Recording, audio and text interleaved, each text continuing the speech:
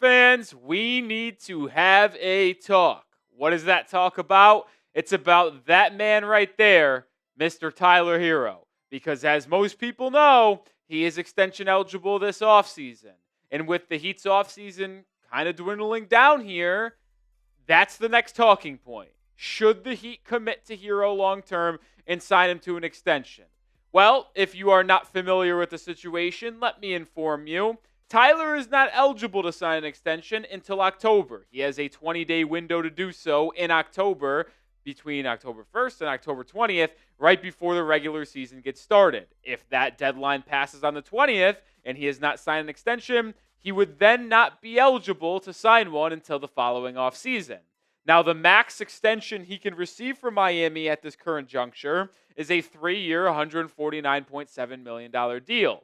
If they do not agree to an extension this October, he would then become eligible to sign a 4-year, $206.9 max extension next offseason, but that number could balloon actually up to $380 million over 5 seasons if he were to be named to an All-NBA team, which is not the craziest thing in the world to say if he improves his point total and efficiency just by maybe 1 or 2 points per game in a weakened Eastern Conference that does not feature Jason Tatum or Tyrese Halliburton for this upcoming season. Another injury occurs, and Herro could be knocking on the door of a max extension to 5 years, $380 million.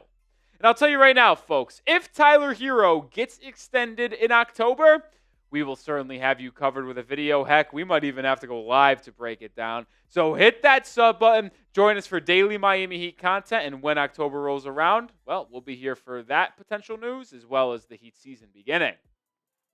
Now, when you start the conversation on if Tyler Herro should get an extension, there are so many different layers to all of it, right? Like, should it be the max? Should he be extended at all? Like, before we get into that kind of point of it, I do want to briefly mention he did just have the best season of his career. So it is a maybe good, maybe tough time to have these conversations. Like, this year was the first time he was able to put together a season where he was trustworthy for the entire regular season.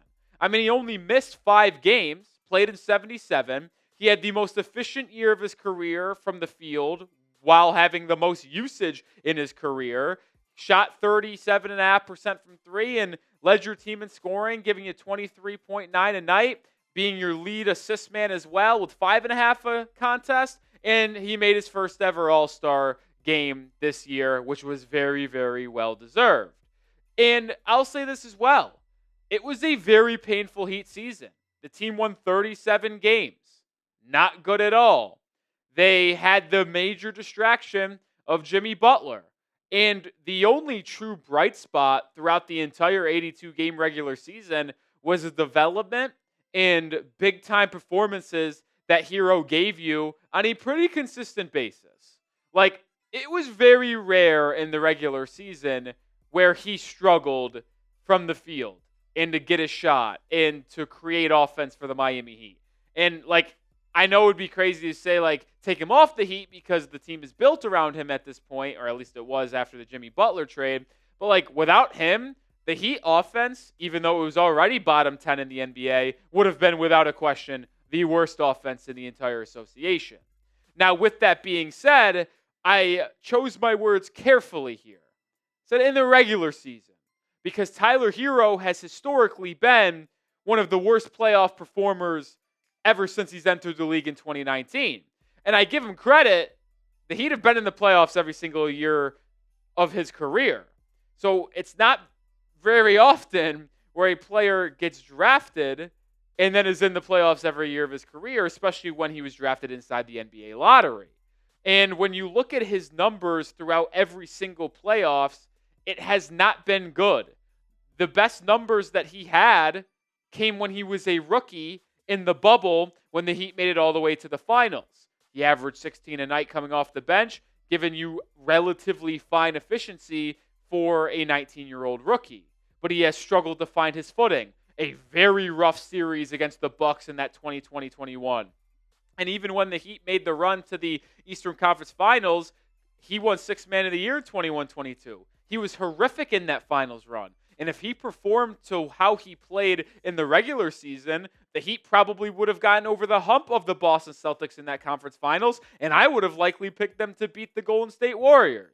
He had a really good first half against the Bucks before breaking his hand, and the last two playoff series against the Celtics and Cavaliers have been really, really rough. The point is, it has not been pretty for Tyler Herro in the postseason, and he has not proven the ability to be a top 2 player on a contending team. Now, that could change. Who knows? He's only 25 years old. If the Heat make the playoffs this year with their revamped type of roster and he balls out and helps the Heat win a playoff series and is competitive in another one, maybe you can have a different conversation a year from now. But at least through his 6 seasons in the NBA and through his age 25 season, you cannot seriously look yourself in the mirror and believe that he is a top 2 player on a championship team, because he has continuously dropped in the postseason all 5 years following his rookie season. Make the call before I give you my thoughts. Would you give Tyler Herro that max extension this October? Remember, 3 years, $149.7 million.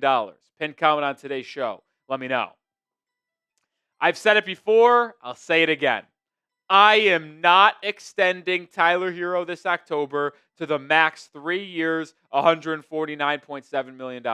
And there are a couple reasons why. And I'll start with the salary. It is way too much. And if we do some quick math here, folks, and you do some projections in terms of where the salary cap would be, and this is not a personal guarantee. It could be less than this. It could be more than this. But if you do a little bit of projected math, the salary cap when the Herro extension would kick in the 27-28 season is $187 million.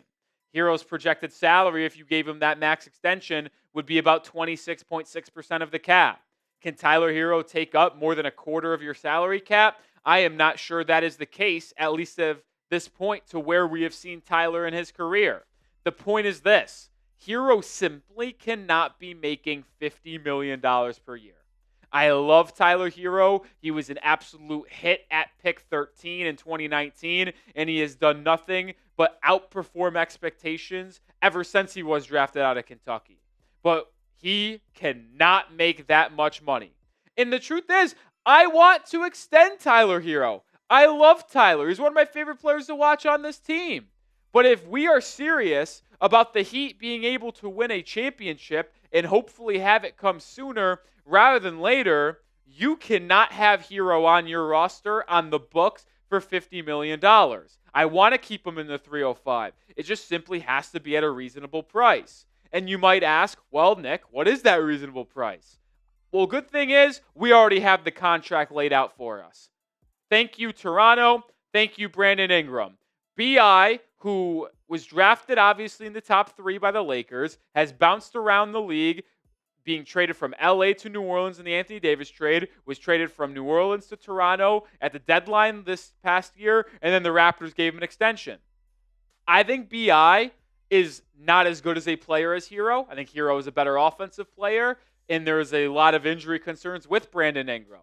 But if we're going to be honest here and have a legit conversation, which is why I made the title of this video the way I did, Ingram is in the same tier as Tyler Herro, in my opinion, in terms of being able to contribute to winning.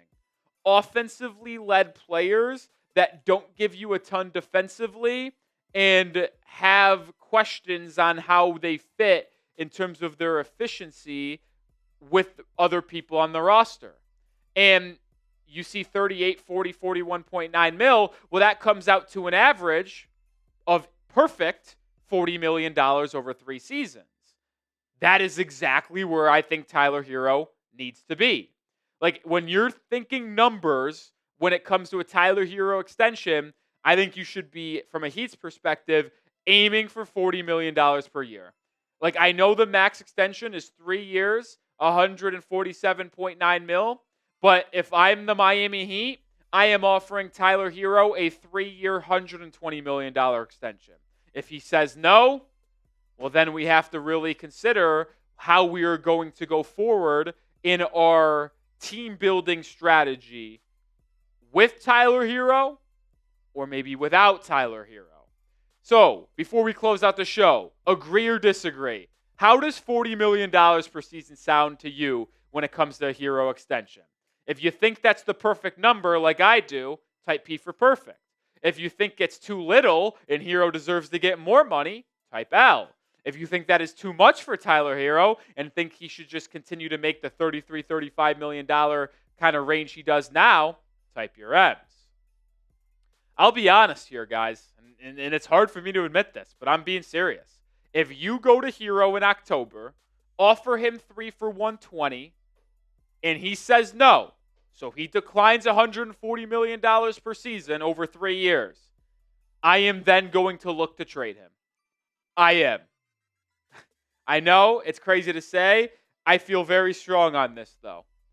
And it just goes to the point where I don't know if Herro can be a top 2 player on a title team. And if you can't be a top 2 player on a title team, I'm not giving you the max. That third option, 40 mil. Perfect. Which is why my number for Herro right now is what it is. So then if we're going to then think about this and potentially move on from Tyler Herro if he does not agree to that extension, well, we have to think about what his trade value is. I believe it is very hard to pinpoint Herro's value in a trade right now. And to me, it is very dependent on what you would get in return for Herro. And that dependent variable is, are you proactive or are you going to wait it out? This could be very similar, in my opinion, to the Jimmy Butler situation. And what do I mean by that? Well, the Heat obviously let things go sour during the season this past year and traded Jimmy at the deadline for Wiggins and a first-round pick in Kyle Anderson. And obviously things were parlayed, and you look back on the trade now, and with all the assets they got in return for Jimmy, it ultimately came, at least to this point, Wiggins, Kasparas Giacochonis, Davion Mitchell, and Norman Powell. So yeah, it's a pretty good haul in hindsight. Miami's made some pretty good moves since that. Give Pat Riley credit there. But if you traded Jimmy Butler a year ago, before the season happened and the kind of toxicity that occurred never happened, and you traded Jimmy in that offseason, you probably would have gotten a couple young players and 2 first-round picks for Jimmy. The point is the Heat front office was not proactive. If they never were going to extend him, they should have traded him in the offseason. Well, that's the point here. If you offer Tyler Herro the max extension and he says no, or the $40 million extension and he says no, well, then you seriously have to not shop Herro, but put out feelers. They're like, hey, if you want a team that needs a scoring guard, a 2 guard that can be a third option, what would you trade for Tyler? Could you get 3 firsts? Could you get 2 and a good, solid young player? But if you drag this out until he is a pending free agent and everybody knows that you are not going to extend him, well, then your trade return on Herro would be absolutely horrible. So as I will go back to say, your trade return for Tyler Herro will be very dependent on if you are proactive or will you just wait to the last possible moment like you did with Jimmy Butler. But ideally, you offer him the 3-year, $120 million extension, and he agrees, and he's in Miami for the next 5 seasons. That would be pretty good to me because he's still got 2 years under contract before he's an unrestricted in that 2027 offseason. All right, that'll do it for today's show. If you want more on the Miami Heat, make sure you follow me over on Twitter. @Nic_Rohloff is my handle. I put out way more content over there. Thoughts, opinions, short form in between our videos here on the channel. So if you want wall-to-wall coverage on Miami, that's where you got to find me.